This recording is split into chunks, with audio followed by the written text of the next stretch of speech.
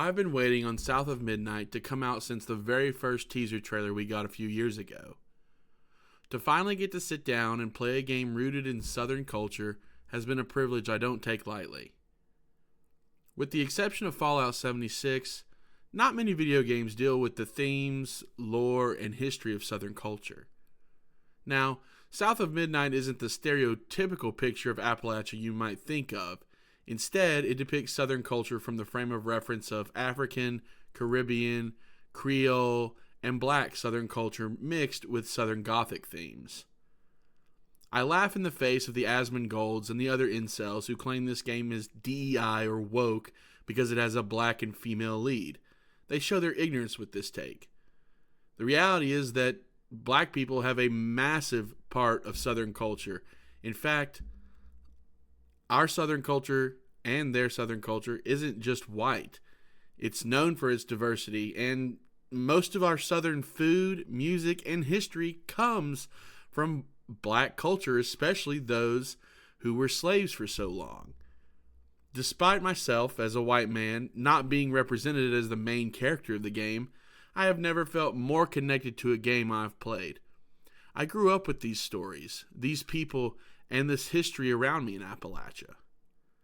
With all that being said, is South of Midnight worth playing? Let's get into it. First, I want to talk about the plot. South of Midnight is set in a fictional city called Prospero, but we can clearly tell that Prospero represents a Louisiana bayou community with a little low country Carolina mixed into it and a dash of the Mississippi Delta.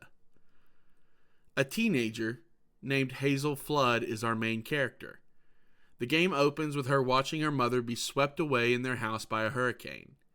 She chases after her, but isn't fast enough to save her. Hazel then sets out on a journey to find and save her mother.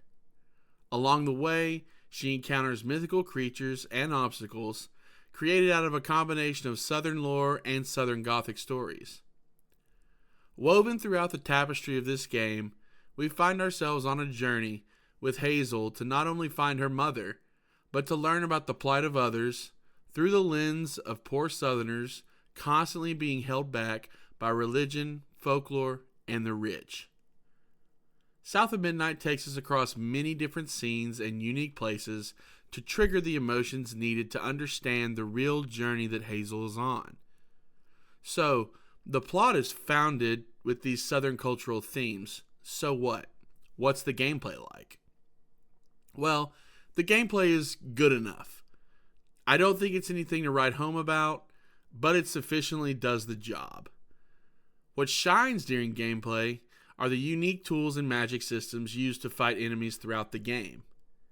I mean, when fighting Haints, you're going to have some special weapons, and South of Midnight has that. The gameplay structure isn't groundbreaking, but it doesn't have to be. The uniqueness of the creatures and their stories intertwined with them elevate the gameplay and give the game a sense of urgency that a lot of other games lack. This game is very much an adventure game when it comes to gameplay. You explore lots of areas while fighting smaller enemies, then fight a big bad boss at the end of the area, so that you can move on to fight a bigger boss, and so on and so forth. Where South of Midnight really shines is through its themes, the lore, and the folklore style of storytelling.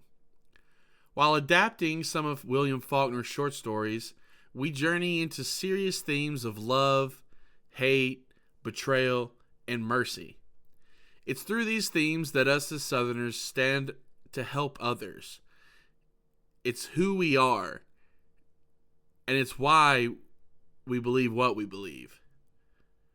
So if you're looking for an immersive story with compelling characters infused with Southern charm and lore, then this is a must-play for you. I recommend this game to both Southerners who already know about Haints and Boo Hags, as well as those who have no clue what I just said. So download it, play it, and let me know what you think, because I think this is one of the better games of the year.